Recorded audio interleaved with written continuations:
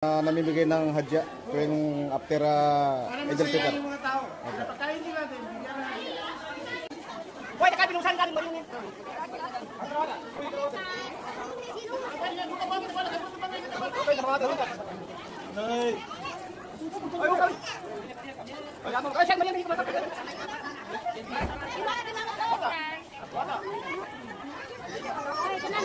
Ito po ay hadya, mga karpi.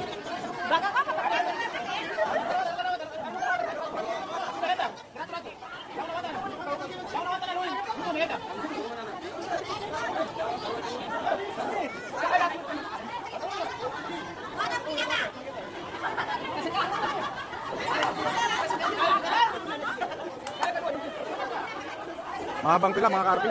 Mula doon sa likod. Ganito.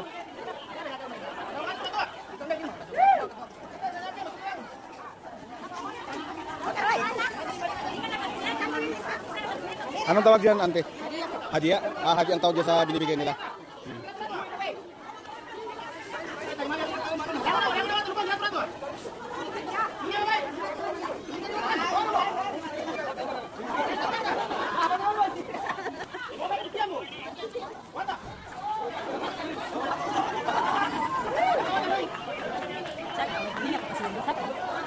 Masayang-masayang mga tao dito sa lugar dahil may nagbigay ng hadya. Hadya po ito, kaugalian po ito ng mga Muslim na nagbibigay ng hadya pagkatapos ng fasting. Tanungin po natin si Sir kung ano yung pinamimigay niya.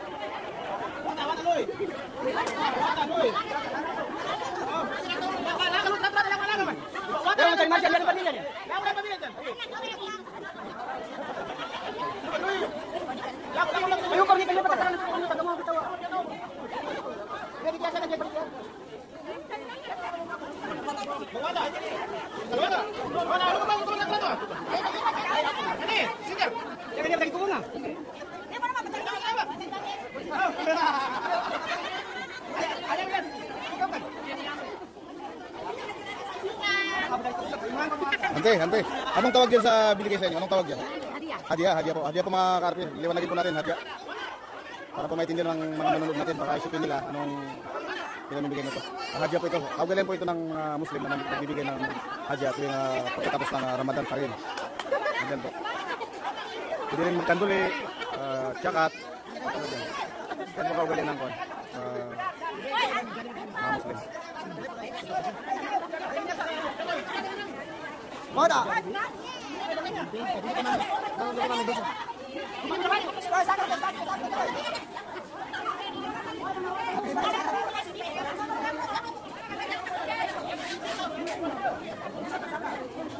Tanungin natin mamaya yung namibigay na ano. Kung anong tawag nito.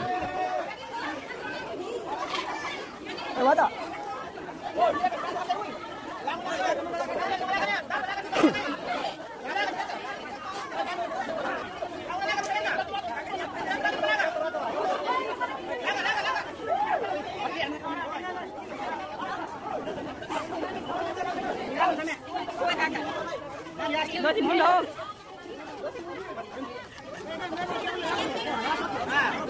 Ano bay? Pwede magtanong bay?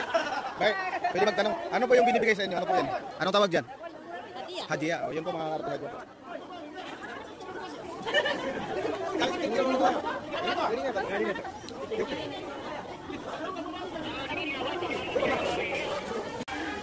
Sir, magtanong lang ako.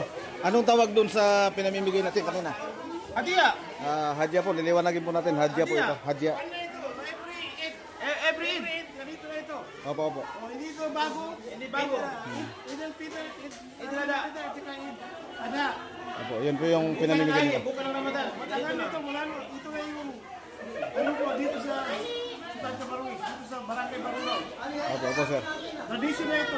Tradisyon po ito ng Muslim na namimigay ng hadya tuwing after Idul Fitr. Yung mga tao. Napakain nila din. Bigyan na hadya. Sige po sir, salamat sir sa ano. Okay,